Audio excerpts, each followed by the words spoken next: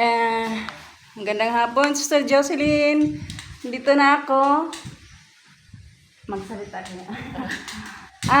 Ito. Tatanong natin kung may kuryente. May kuryente po. Opo. May kuryente naman daw at saka Pwede magluto sa labas. pwede magluto sa labas. May kitchen po kami, 500. Tapos mag-a-add lang sa gas. Oo, pwede tayo hindi na magdala ng gasol kay may gas naman daw sila. Mag-a-add na lang na magkan.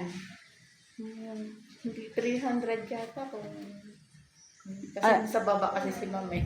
Nakakaalam mo po. 300 daw ang add-on sa gas para hindi na tayo magdala-dala ng kung ano-ano pa.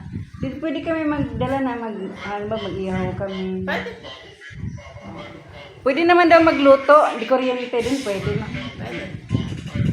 Pwede raw lahat sa mga ka-servants. Pwede lahat. Ano po yun? Kukuha na ninyo lahat kasi mga ano po bang kuha ng December? Kasi may kuha ng December 20 po, 25 pa. Meron na kayo? Mga 21. Ayun, pwede po. Yun, 21.